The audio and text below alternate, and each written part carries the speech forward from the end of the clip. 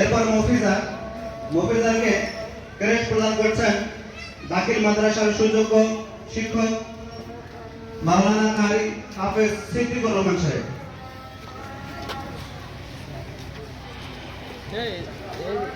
সৌরভ ইসলাম আকাশ, তাকে ক্রেস্ট প্রদান করছেন আমাদের প্রতিষ্ঠানের সম্মানিত বড় ভাই ডক্টর মোহাম্মদ ইব্রাহিম আলী। ইব্রাহিম স্যারকে অসংখ্য ধন্যবাদ জানাবো আমি।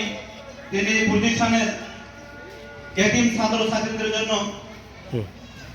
অতীতে হাটে বাজারে মানুষের দ্বারে দ্বারে ঘুরে ঘুরে, গ্রামে গঞ্জে ঘুরে ঘুরে মানুষের কাছে চেয়ে চেয়ে এই প্রতিষ্ঠানকে তিনি ধরে রেখেছেন। এমন একটা সময় ছিল যে সময় এই প্রতিষ্ঠানটা অচল হওয়ার মতো অবস্থা সৃষ্টি হয়েছিল অর্থের অভাবে। ইব্রাহিম স্যার এলাকার একজন খ্যাতিমান মানুষ, সম্মানিত মানুষ, মাস্টার মানুষ, ডাক্তার মানুষ। তিনি বলেছেন আমি মানুষের দ্বারে দ্বারে গিয়ে হলেও এই প্রতিষ্ঠানের এতিম ছাত্রদের জন্য কাজ করব। আমরা তার সঙ্গে ছিলাম, তিনি কাজ করে প্রতিষ্ঠান ধরে রেখেছেন। আল্লাহ ওনার হায়াতে বরকত দান করুন, ওনাকে সুস্থ রাখুন, এ দোয়া আমরা করছি। আলহামদুলিল্লাহ। হাফেজ সৌরভ পাগড়ি গ্রহণ করছেন জামতলা মাদ্রাসার সুযোগ্য মুহতামিম মাওলানা রেজাউল করিম সাহেবের হাতে। হ্যাঁ, এরপর আরেকটা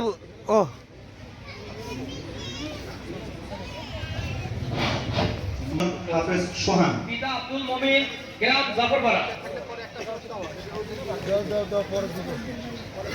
না আমরা পরে ঠিক করে নেব। কেরে সহ দেন।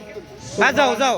জনাব সাইদুর রহমানের হাতে এ পর্যায়ে পুরস্কার গ্রহণ করছেন ইউসুফ মাস্টার, চট্টগ্রাম আমাদের সুলতান স্যার, তার হাতে পুরস্কার গ্রহণ করছেন ইয়াসমিন,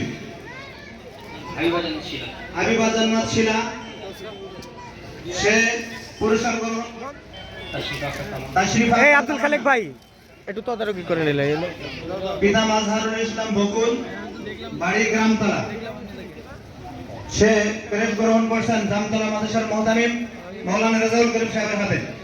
হাফেজা মাহবুবা আক্তার জান্নাতি, পিতা আব্দুল মুমিন, গ্রাম জাফরপাড়া, গ্রহণ করছে আমাদের শায়েখ ওসমান গনি সাহেবের হাত থেকে। হাফেজা জামিলা খাতুন,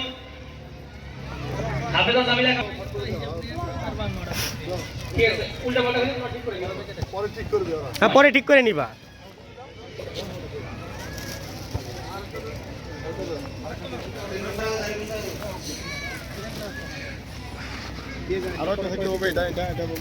থাকো।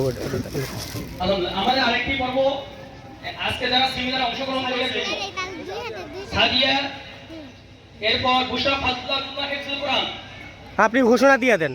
এরপর কায়দা থেকে আমপারা খতম করেছে একজন আমাদের বালিকা শাখায়, জেমি, পিতা জাকিরুল ইসলাম, মাইকেল ফারাজ, তাকে একটা সৌদি কোরআন দেওয়া হবে। সাদিয়া